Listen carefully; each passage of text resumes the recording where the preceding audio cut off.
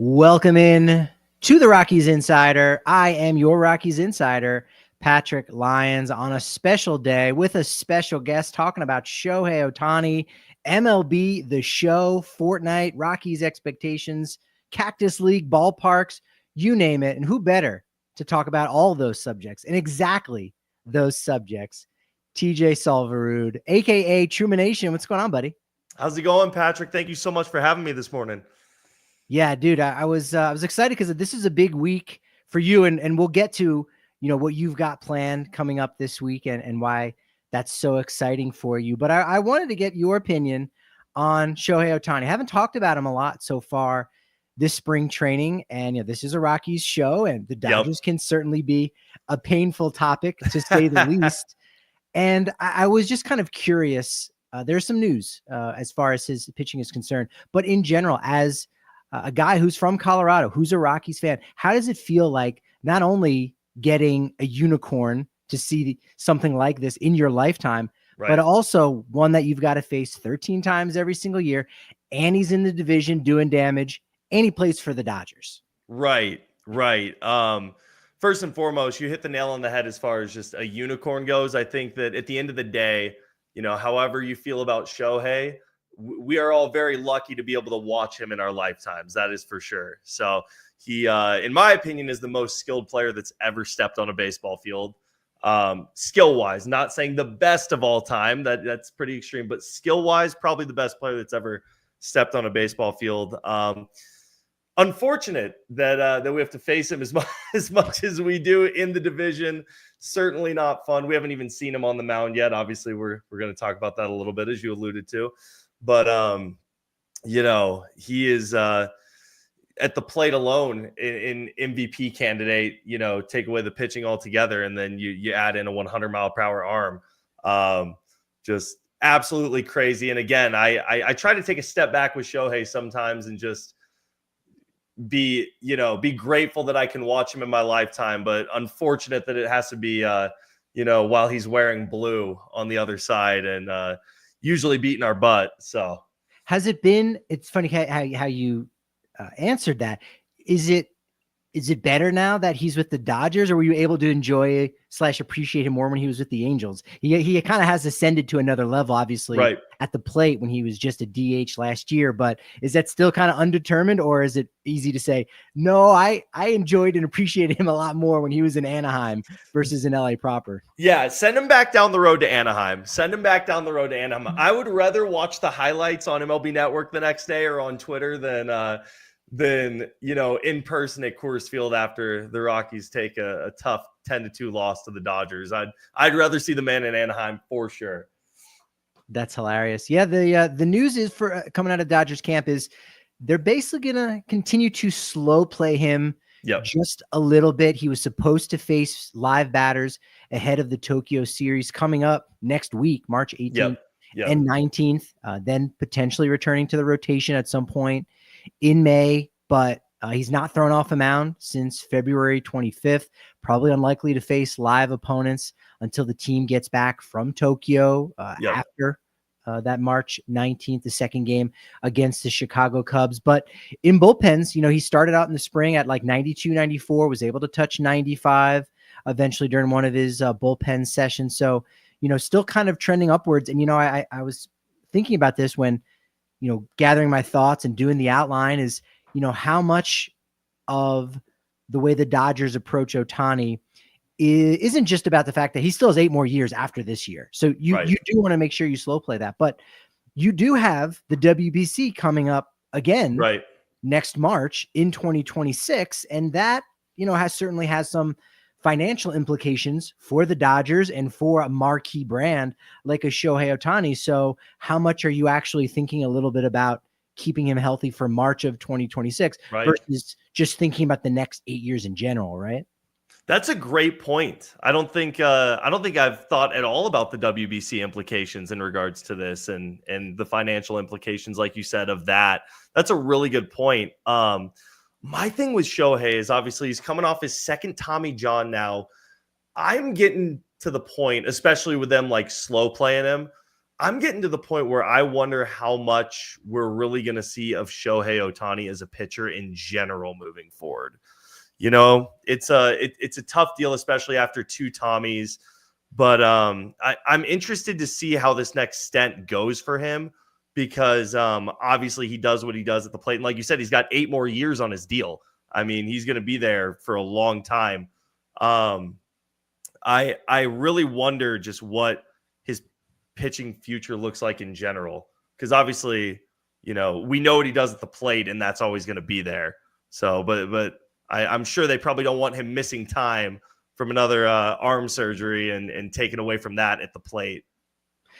I mentioned this somewhere that, you know, the last CBA, they did change the rules ever so slightly. And we know that directly in 2021 for the All-Star game, they changed the rules to allow Ohtani to pitch in DH and then not lose the DH. And that's still a rule now, where if Ohtani goes out, starts, if he comes out in the 5th inning, the DH is not tied to the pitcher anymore in that way.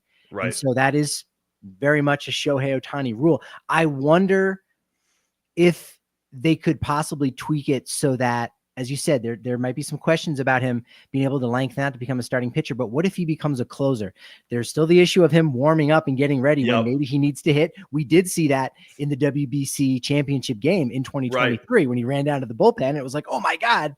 So there are those complications, especially if you're doing that 40 times a year. But what happens if you decide to deploy him in the 7th or 8th inning and then you take him out?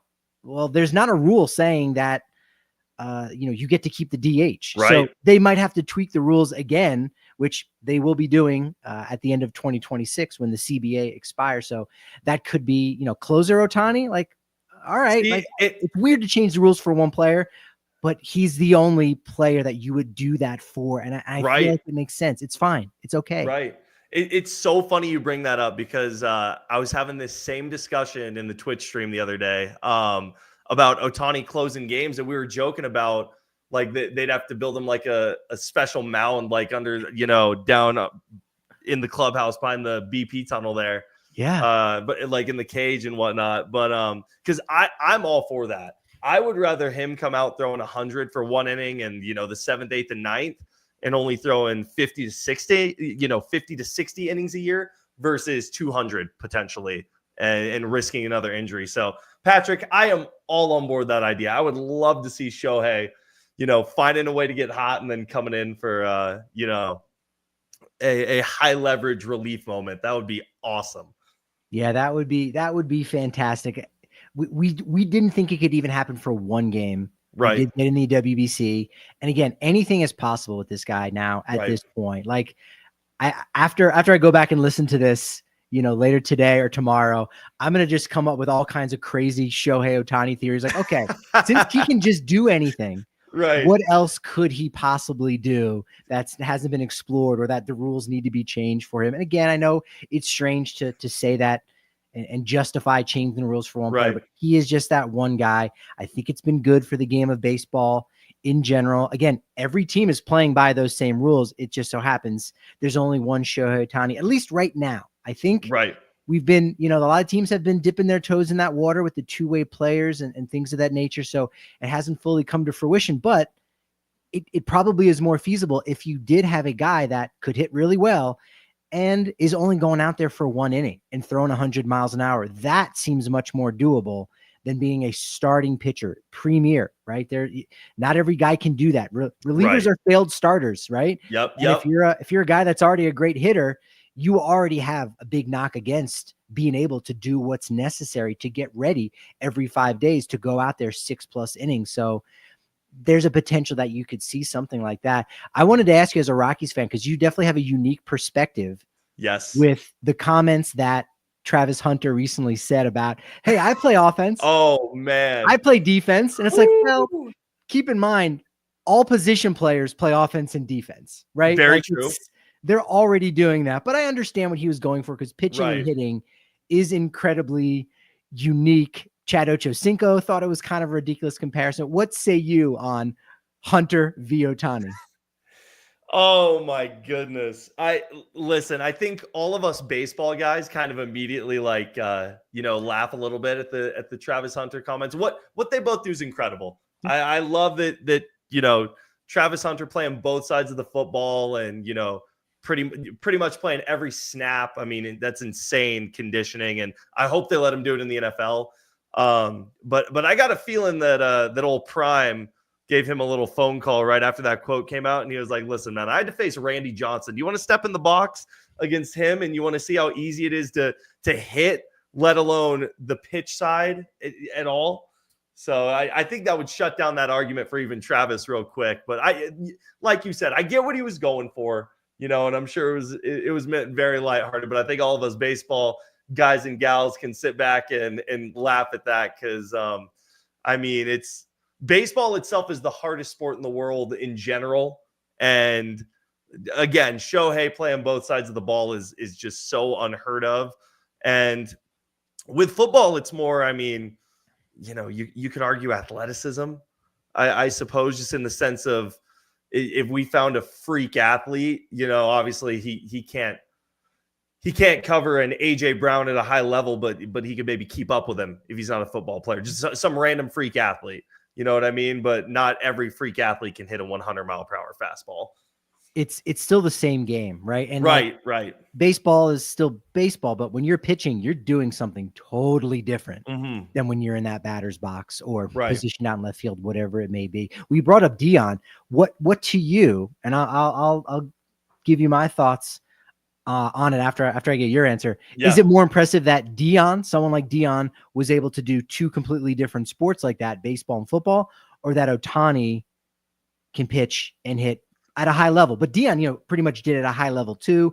Right. Not the baseball quite as much, but still was league average, maybe slightly better than league average, was great in the 93 World Series.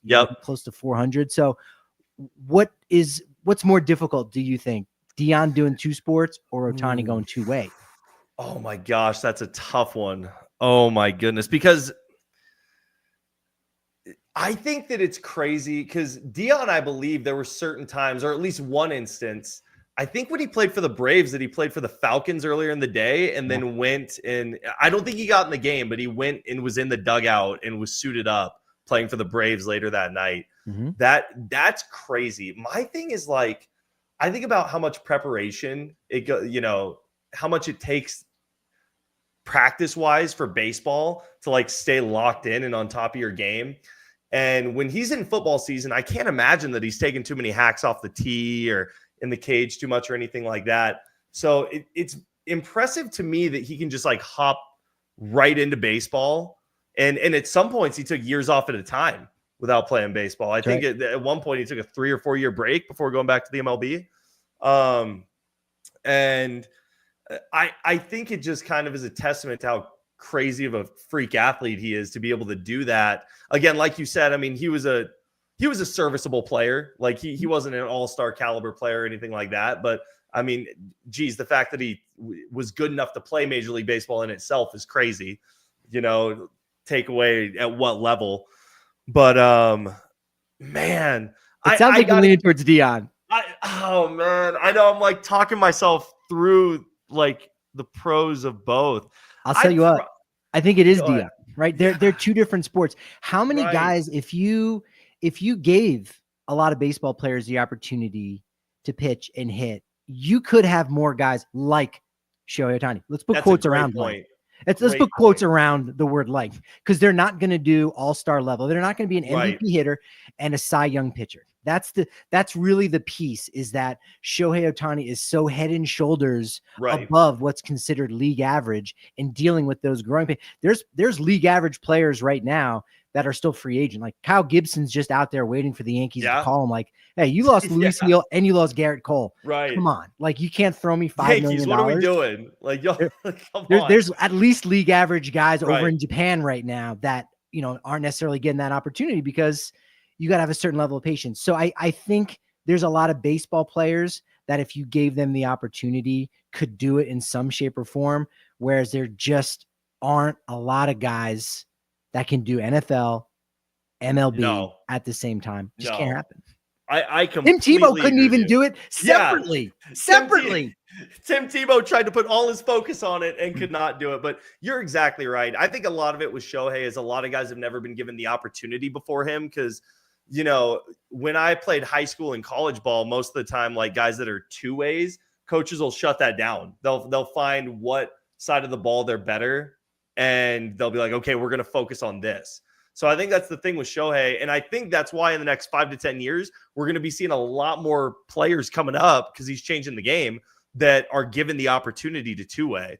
So back to the original question, you swayed me with your argument. I think it's definitely Dion because I mean, Rick Ankiel, like Brett Phillips now is back in pro ball pitching. Tyler Naquin just signed at 33 years old, back with Cleveland now as a pitcher. We've seen Anthony Gose do it in the past as well.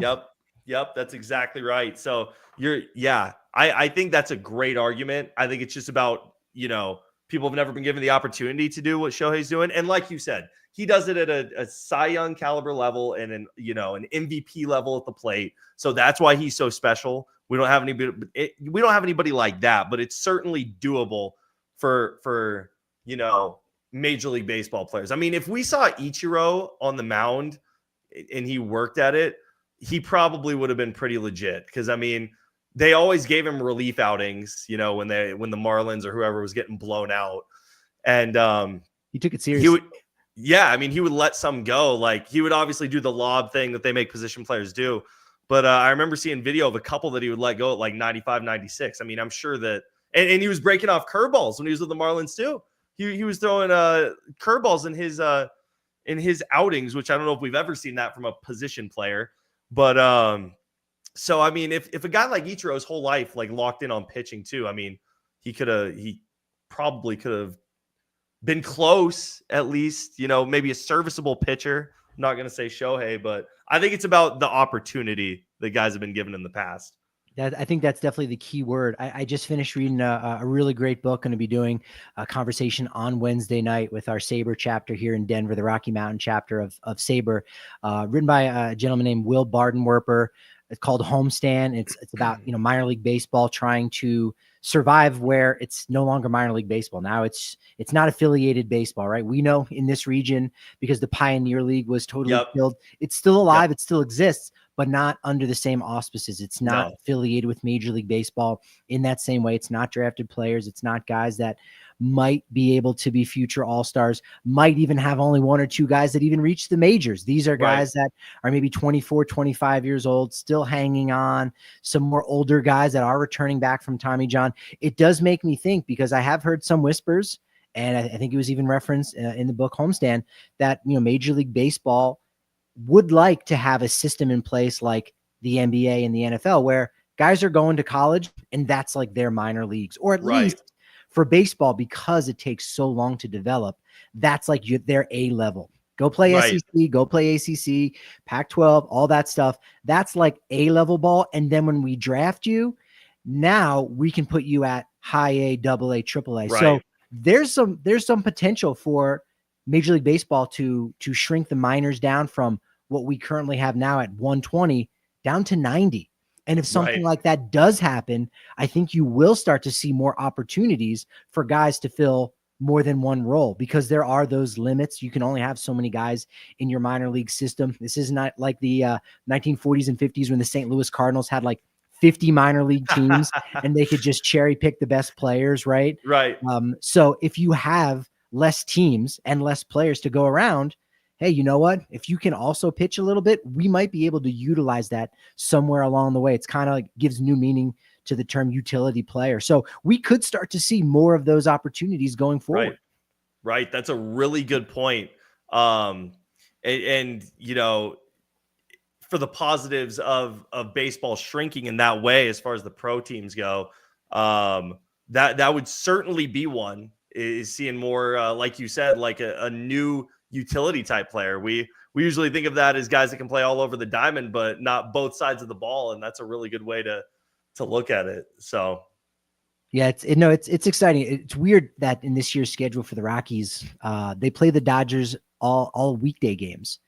The Dodgers don't actually come to town. Yeah, both of their two series are during the week. So I'm guessing that kind of, if you work in the Rockies front office or you're in ticket sales, that might be a good thing, because you're like, all right, well, we're going to sell out some weekday games versus weekend where maybe you need a little bit of extra boost. Maybe that means you're gonna have less Dodgers fans coming to town. That's what I was thinking. Hopefully we'd see more purple for those games. Yeah, instead of off purple. And it's like, oh, it's the off purple. We call that blue. We call that Dodger blue. Or you could view it perhaps as an off purple. In general, is there a fan base for you that, if and when you go to a game at Coors Field and you get tickets, that you're particularly dreading to be around? Is it the Dodgers fans? Is it the Cubs fans? I feel like those are 1A, 1B. Yeah. I know Giants can pack it out, but they're, again, every fan base mild. They're Giants there. Fans are more mild. They're there. It's annoying, but they're mild. For you, what are some of those fan bases that can, maybe get under your skin?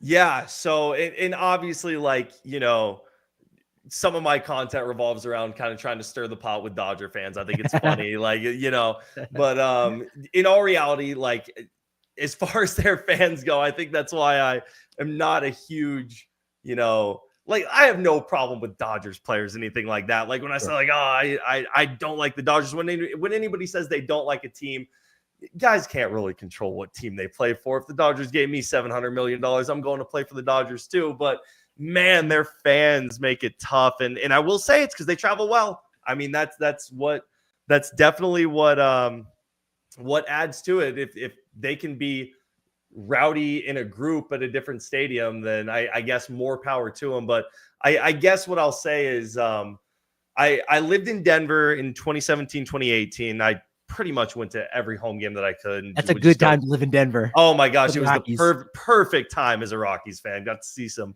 awesome teams, but that's just really the only fan base that just will give you some trouble. Like if you're just trying to hang out and enjoy a game, that's really what it is and not all of them, when I'm ranting about the Dodgers, like when I'm live on Twitch or whatever, there are some good ones. It's just the general Dodger population is kind of bothers me a little bit as far as their fans go.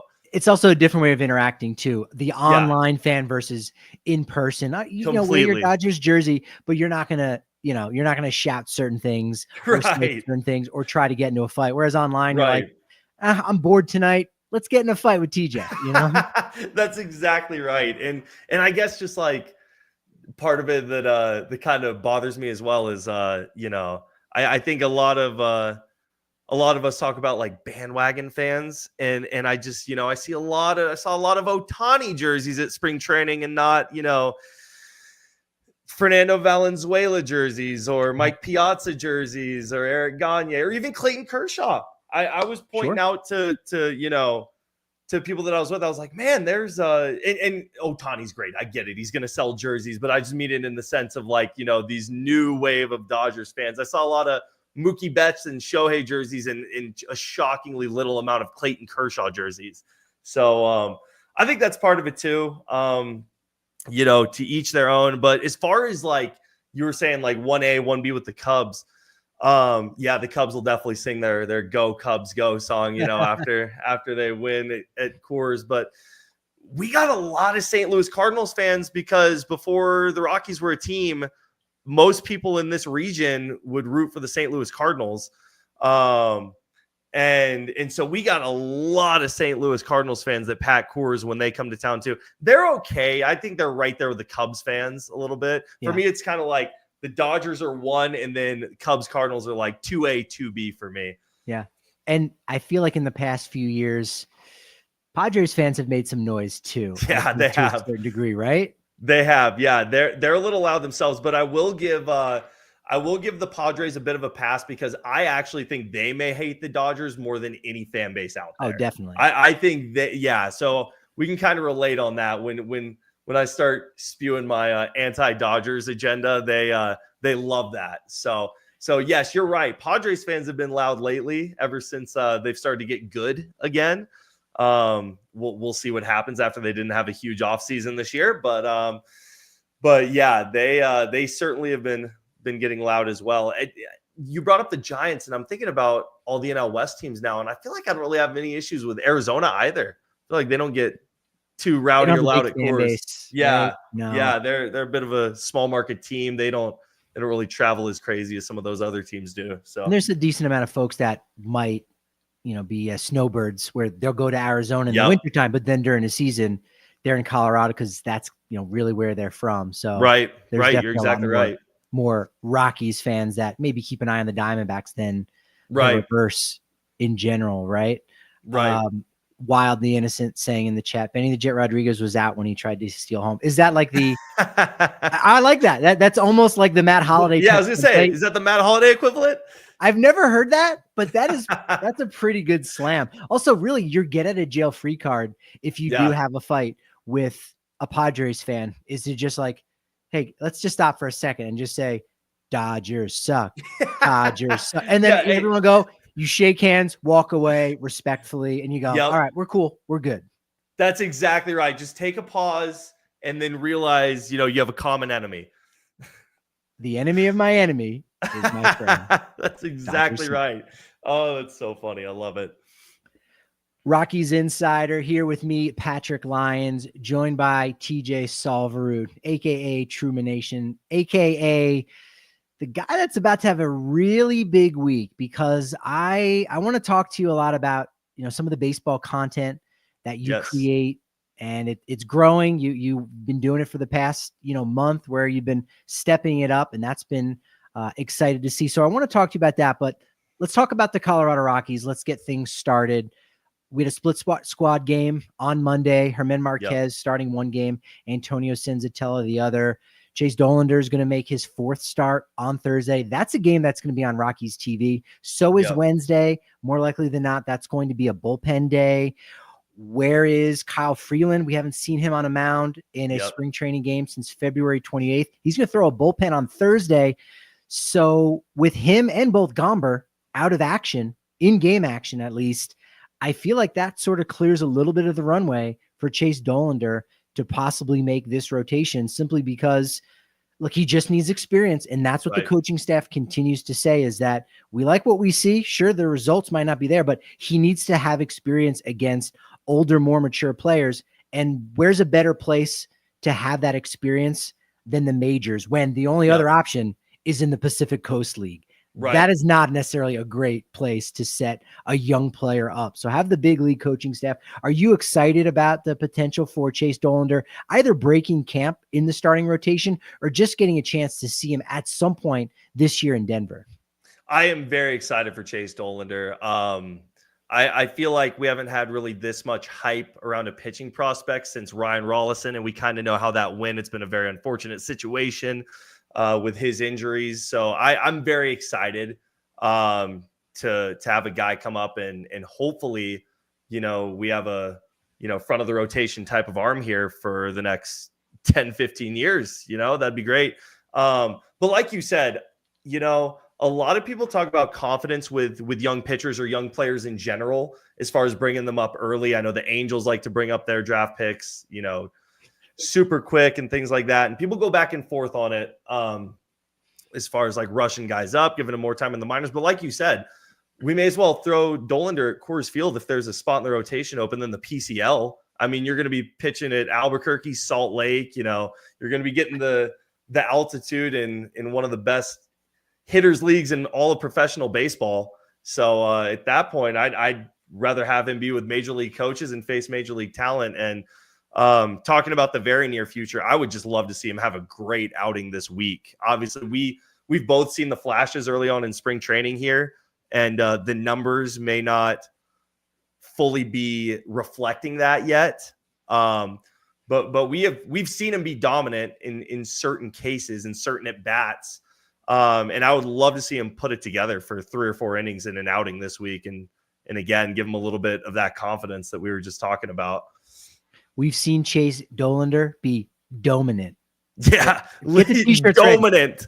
Ready. Dominant. The Make ready. the t-shirts, Patrick. Come on. Let's go. He's dominating. The Dominator. Look, a guy that he looks up to and has been comped with a lot, Jacob deGrom, the deGrominator. He's the Dominator. I mean, that very well could work. And I love love that you mentioned Ryan Rolison, because I think for a lot of people, I know myself, I've written, hey, this is the most hype prospect, or rather, this is a guy that's seen as a franchise savior for the first time since John Gray. And that might be true as far as franchise savior, but Ryan Rolison is a great example to a guy that still had high hopes and still did dominate/dominate or Romanate. Rolison did dominate in the minor leagues, and yet injuries, unforeseen injuries that just happened, still yet to even make his major league debut. And he's still with the Albuquerque Isotopes. He's now a relief pitcher. He's a guy that you still root for, still really young. Absolutely. And still could have an opportunity to maybe make an impact. But it's just amazing to think that when you heap all of that pressure on John Gray and you look at what he did and you're like, no, he really did lead the staff. Was he was he a bona fide ace in the true sense? He might have been the Rockies ace, but was he an ace in MLB parlance? Like, that's a different definition altogether. No, he wasn't. And so for some people, they're like, well, that was a failure. Whereas on the other hand, you go, realistically, that probably was, too much hype, and so be it. And so you kind of can learn from that to say, all right, let's pump the brakes on what's expected of Dollander. And despite a 12.15 ERA in spring training, it's a small sample size. It's spring training. He's yet to face hitters of this caliber. Let him learn at the big league level. Not everybody can go out and immediately dominate like a Paul Skeens. There are other routes to having big success. And I think Dollander will have that success for the Rockies going forward. Really good question in the chat. How early do we see the season opener, right? The opening day starter and the home opener? That's a great question. There used to be, I'll pull the curtain back a little bit. There used to be a kind of an ongoing joke when Jenny Kavnar was covering games for AT&T Sportsnet, when in one of the first games of the year, as soon as she would come in spring training, it was a joke. She would ask, so Bud, have you named your opening day starter yet? And it would be February 26th. And of course everyone would laugh. And so that was just a great ongoing joke. And even now, if I were down there again, I wouldn't ask because they also know. Sometimes you got to go through those rhythms and you get a funny response or what have you.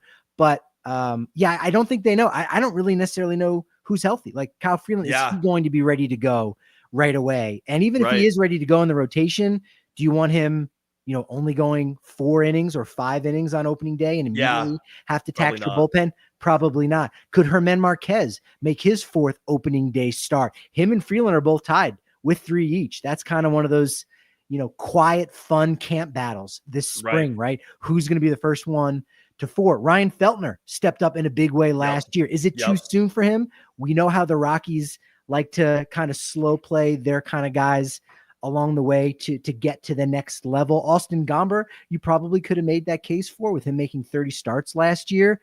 But now he's behind schedule. So it's anybody's guess. And so we're going to have to wait a ways until we do get that opening day starter. And I think because their first 6 games are on the road, that means game 7 is going to be the home opener, which essentially means whoever starts game 2, in theory, whoever is the game 2 starter will be the home opener starter at Coors Field against the A's on April 4th. So it's an exciting time of the year. What are your expectations? I mean, that's a big question, broad question, but what are your expectations this year from the Rockies? My expectation and my hope, quite frankly, is that we see all of our young, future cornerstone type pieces take steps forward. In whatever way that means. Like with Ezekiel Tovar, I'd love to see a little less swing and miss. Obviously, I think we all would. Just an example. So I want to see our guys take steps forward, in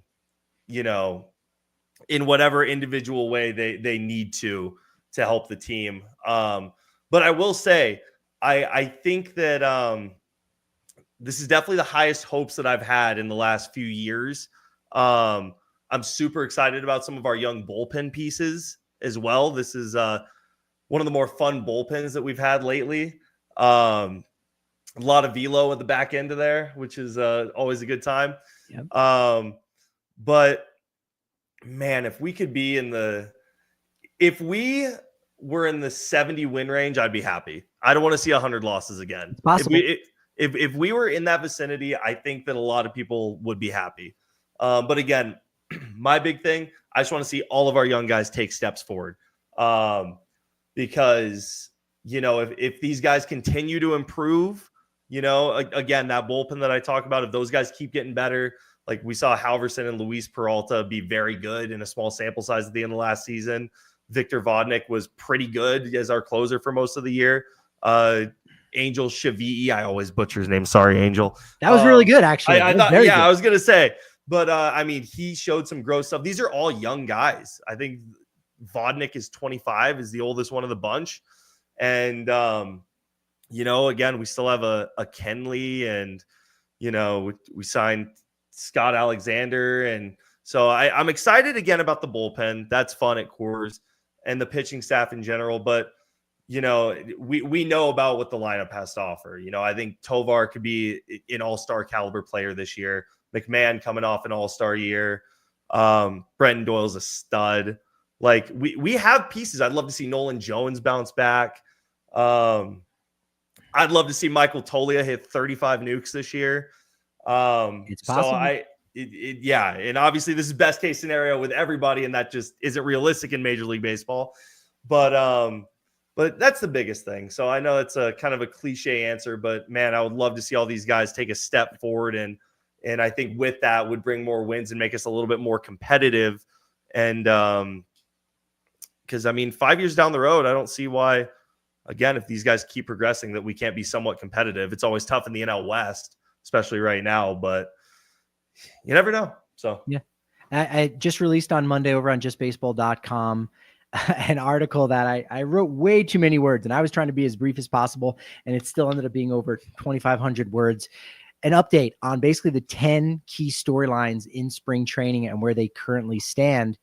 And to piggyback on your point about, hey, the only thing I want to see is, a lot of these young guys not only take a step forward, but get an opportunity. That opportunity piece is the other half of it. And that's not in their control, because you could dominate as much as you want down in the minors, or you could be knocking on the door as much as you want. But the front office and the coaching staff have to open that door.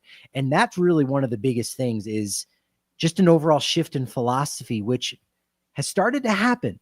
It started to happen, but it needs to happen a lot more. The door needs to be just left wide open, rather than first knock and then we'll open the door. It's just leave it wide open and give all of those opportunities, because you want to see the young guys, but you want them to be sufficient opportunities. Could Michael Toglia have tapped into all that power a little bit earlier had he been given those opportunities? Right. But you had Brian at first, you had Elihuris Montero, you had CJ Cron before, he got traded, and you say, okay, CJ Cron, nice player. Last guy to hit 30 home runs since Nolan Arenado did in 2019. That being said, was CJ Cron a part of your future? No, not really. So you want those opportunities for those young guys. And so, yeah, that's definitely a fair prediction. Now, one of the things you just got back from Arizona as part of a big push to increase your baseball content. How was that overall? How was that experience going down there for, I think was it a week and a half? Was it 10 days? Felt like a long time for you. Yeah, it was 2 weeks in total. Wow. It was awesome. Cause obviously, so I'm an MLB The Show streamer. And that's what I've been doing as a job for the last 5 years, which I'm super, super lucky to be able to do that for a job. But I take a step back sometimes, and I'm like, man, do I want to be playing a video game at like 40, 45, like for work? Maybe not as much. So I'm trying to diversify my content a little bit, and spring training was the perfect opportunity to do so. Because how it is, Patrick, for a baseball fan. It's the Mecca. You have so much talent and teams and facilities within such a close proximity of each other. So went down to Arizona, saw every stadium, which was awesome. All the parks down there are beautiful. Tried a lot of food, did some food reviews, talked to some fans, did a lot of different stuff. And it was all blast, firing out content like crazy. While I was down there, still have some to fire off before the new MLB The Show comes out. And yeah, so watching a lot of baseball, having cameras on a lot, and it was very, very fun. You might not want to tip your hand as to some of the content coming out, but rumor has it you went behind enemy lines and you were there in Peoria to check out what the Padres had going on behind the scenes. What was that like? It was incredible. I know it's the Pods, but as a baseball fan, it was my absolute favorite day down there by far. Got to, walk around in the facilities and everything, watch bullpens. I got to see Nick Pivetta throw for the first time in a Pods uniform. It was actually pretty funny, Nick Pivetta. So we got to watch bullpens, and he wasn't scheduled to throw that day, but he hops up on a mound and was like, "Hey, I just want to throw a few with my eyes closed." So he had Elias Diaz get down, and he was just like joking around with him, and like with his eyes closed, he was throwing balls that were, much better than I could, or 99% of people could from a mound.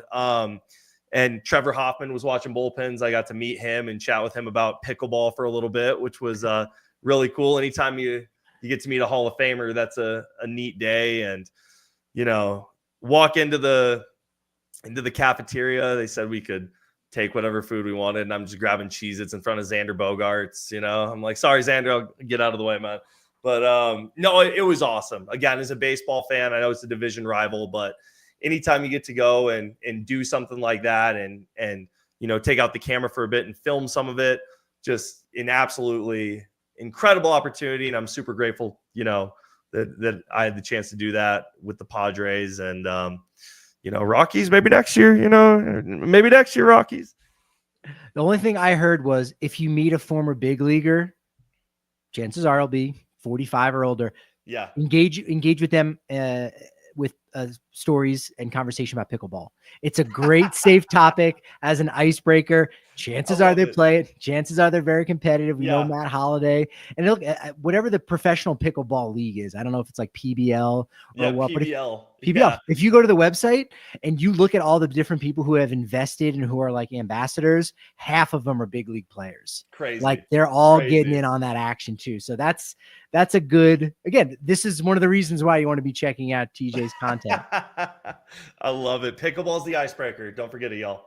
It is. No, it really is. All right. So you went to all 10 ballparks in Arizona. Yep. I imagine you probably have a list in your head of the best and the worst. First up, are there any bad stadiums, or is it more like the stadium is just fine, not bad, right? It's just fine, especially when compared to the best? Yeah, I mean, they're all going to be nice, obviously, because it's, it's major league caliber surfaces and in grass. Like the fields themselves are great. American Family Fields of Phoenix are not in the best area. Not in the best area. They don't have much park.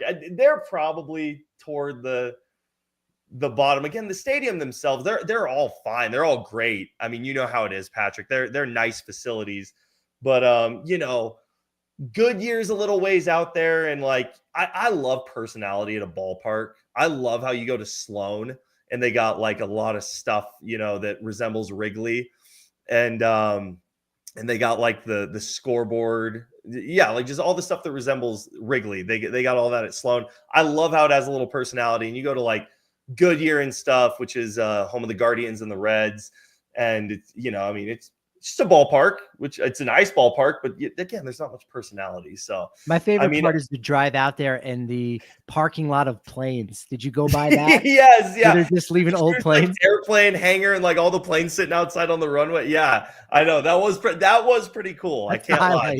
That was kind of neat. But I actually heard that they're totally random. They're putting a Buc-ee's out there. They don't have any Buc-ee's in Arizona. They're putting their Buc-ee's out that way. I got an inside source. Man. They're getting a Buc-ee's in Goodyear, so you might be out there a little bit more. Oh man, I love our Johnstown Buc-ee's. I can't get enough of it. So, I think when you talk about personality, a ballpark that I like, that I haven't been to a ton, but it has maybe more of a vibe than a personality, is Hohokam, where the A's play, because it's old. It's just kind of old, and it's just they're throwing up a couple buckets of green paint. Right, and it's right on par for the A's. It feels kind of just old, and it's just different. Right. It's just different than the newer kind of state-of-the-art stuff. So for that reason, I like that in a good way. Surprise is one of those where it's a little just boilerplate, right? And it's Here's a ballpark, 2 teams train here. That's that. What would you put at the top of the list if you have a favorite 2 or 3 that you're like, this ballpark is incredible? I would love to come here every single day. Right. I mean, listen, I'm going to be completely unbiased. I gave the Padres their hype, this, that, the other, but it's Salt River. I mean, that's the answer. Yeah. It's state of the art. It's top notch. Correct me if I'm wrong, Patrick, but it's the newest one as well, correct? Or am I wrong? Sloan is the newest. Oh, Sloan is the newest. Okay. But then the second newest, youngest is Salt River. Okay. Yeah. So it's, it's beautiful. I like the part of Scottsdale it's in, on the Talking Stick Resort, all that. It's fantastic. Everything about it. So the food's good. The parking's good. So yeah, Salt River takes the cake for me, being completely unbiased here. Yeah, there is part of that experience, right? Like you said, right. You're parking in a neighborhood and there's nowhere to park. There's nowhere to quickly maybe grab a bite to eat, or even just, a water or something like that, or a banana, which, hey, there's a Target really nearby. Yeah, exactly right. You're going to the Target. You might even run into like a ball player. Like I saw Ezekiel Tovar a couple times at the Chipotle that's there, right? So like, that's one of the cool features about Salt River Fields. That's some of the other ballparks, they don't have that. And that, again, all part of the experience. I really like Salt River Fields is still number 1. You're right. And that's not, being biased. I think a lot of people, if they go and experience all of them, they're going to look and say, that one just has it right. And there's tons of shade. That's another key piece. Tons of shade. Yeah. Camelback Ranch doesn't have the shade, but it does have that kind of, a similar aesthetic to it. I love the Gabion walls, right? Those are the kind of deconstructed walls where it's just wire meshing and just rocks inside of it. The yellow seats evocative of Dodger Stadium. So I really do like Camelback Ranch a lot. But yeah, Salt River Fields is definitely number 1. Camelback is very nice. And one of my favorite parts of Camelback, I will say, I like there are little nuances of every stadium that I do like. And one of the things with Camelback, I don't know which side of the stadium you park on, Patrick, but I believe it's the south side. You walk in and they got all the plaques of all the former White Sox and Dodger, like, all-stars. And I don't think I've ever seen it. Oh, it's such a cool walk. It's like a walk along the river or on like this little like man-made creek. And one side is like plaques and big baseballs for all of the MVP, like pretty much every award winner for both franchises, and just a lot of baseball history down that walk. Because, the Dodgers, you go back to Brooklyn, they've been around forever. The White Sox have been around for a long time. So that was really neat. Actually, you could easily take like 20, 30 minutes walking up to the stadium from the parking lot, taking a peek at all that baseball history, which is really cool. The one thing about Camelback that I have to gripe about, because I'm with you, I love Camelback. It's up there for me. They have no cup holders. Every time I would, it was the only stadium that had no cup holders. Every time that I'd grab my Coors Light, I'd be like, oh shoot, I gotta set it on the floor here, and like it would get knocked over or whatever. But yeah, no cup holders at Camelback. We got to add cup holders there. You know what you should do? You should just set up outside, like, when people at a concert, they're selling bootleg shirts out of their trunk. Just sell little tops to the Coors Light bottles and go, there's no cup holders. Yes. $5. That's a great business idea right there. I love it. Stupid, but you never know. That could work. You never know. Funny. So my avatar on Twitter is at Camelback Ranch, sitting on one of those really, large, oversized baseball. So the backfields are really beautiful too. They're all beautiful, right? But because of that, those water fixtures and the little lakes that they have, that's pretty cool. That they do have that there. All right. Tell me about MLB The Show 25. Tell people about your content. What can they expect this week? Release date is Thursday, man. Yes. New games coming out Thursday. That's early release. So if you pre-order the versions that aren't the standard one, they have like a $100 version, like a $75 version.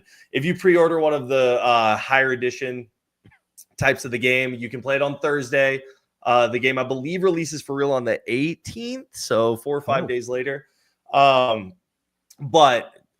75% of people do the early release thing, which is what I'll be doing, and it's going to be a blast. So if you played MLB The Show before, there's rank seasons. It's like you build your Diamond Dynasty team with all the cards in the game, and you compete and play online for World Series. And I am planning on staying alive until I make World Series, which usually takes like 3 or 4 days of me like doing it like for maybe 12 hours a day. So I'm starting a stream Thursday night, and it's not ending until I make World Series. So I might be live for like 48 plus hours. Obviously, I'm going to sleep at some point and just leave the stream going like on a YouTube video or something.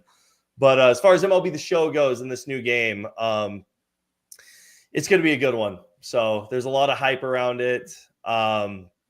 They took away what's called sets and seasons in this game. So we're going back to the old-fashioned MLB The Show power creep, which essentially means like card overalls are going to start low and progressively get higher and higher throughout the year.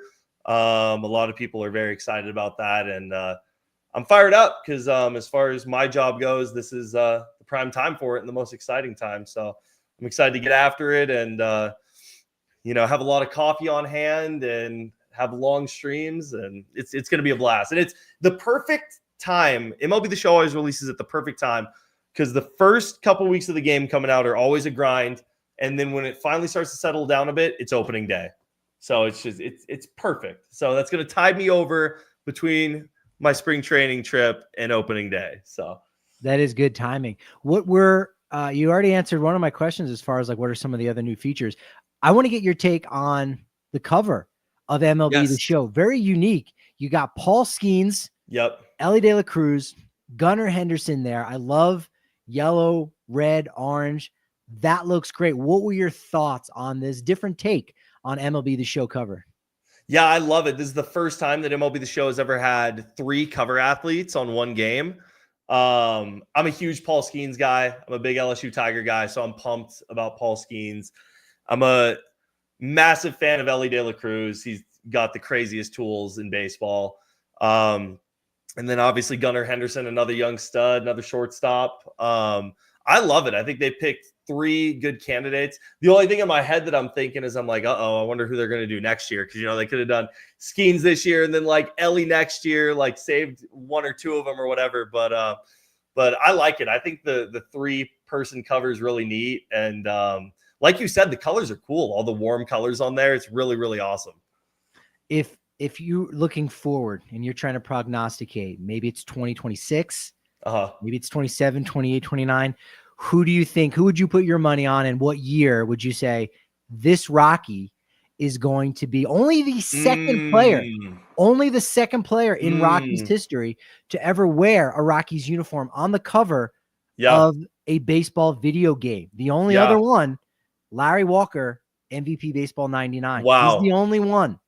I didn't even know that, Patrick. That's crazy. That's some good knowledge there. I like that. Wow. I got to bust out the trivia for you. Look, Jose Reyes has been on the cover, former Rocky. Giambi, there's maybe 1 or 2 others. Not a lot, but only as a Rocky, MVP Baseball 99. Man. Oh, man. I mean, the thing about the cover is they like to go with guys that are electric. Yeah. So it's sometimes like not as much like, like a Mike Trout, a guy that kind of just one of the greatest players of all time, but he puts his head down and is about his business. You know what I mean? Which I respect that in its own sense.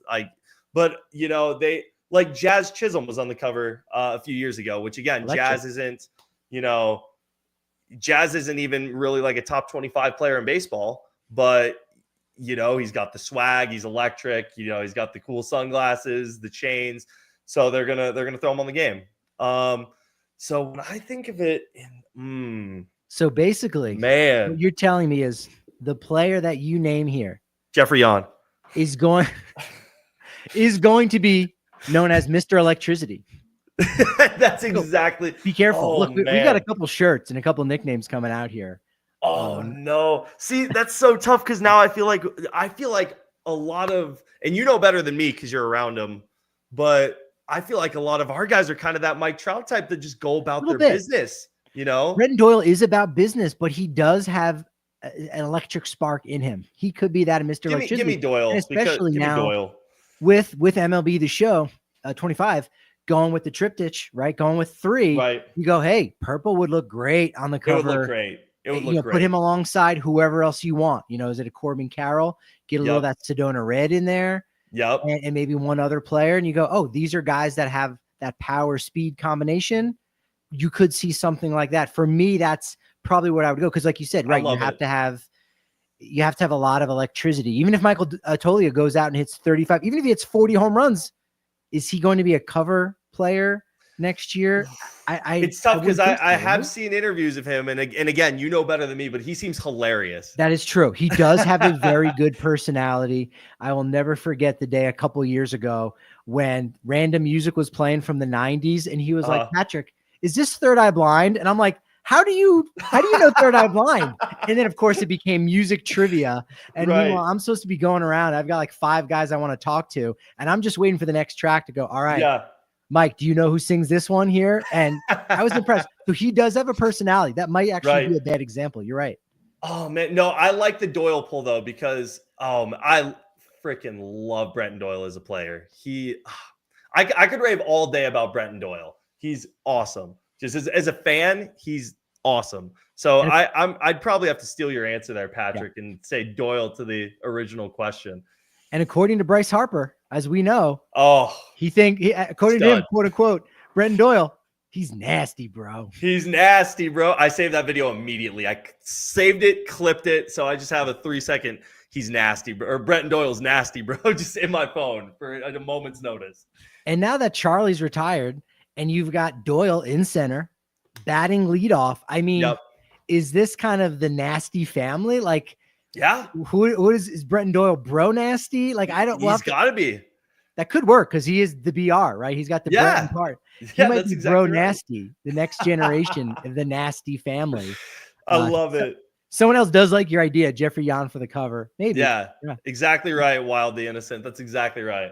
He's down at minor league camp now. Dad gummit. My narrative is ruined. All right. Before we get out of here, what's this deal with Shohei Ohtani and Fortnite? Like, talk about a collaboration.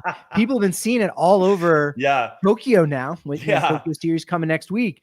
But you've got a premier video game like Fortnite linking up with the most exciting baseball player in the game. What do you know about this collaboration between Shohei Ohtani and Fortnite? Yeah. So I heard about it. Was it yesterday or 2 days ago that the news broke? Because somebody was releasing pictures, like you said, of just all these like posters and billboards around Tokyo of like Shohei on like a Fortnite thing, which is, I mean, it makes sense. Because again, I mean, there's, as far as Major League Baseball goes, there's probably never really been this big of a worldwide star. It makes sense. I mean, again, Patrick Mahomes has been in Fortnite.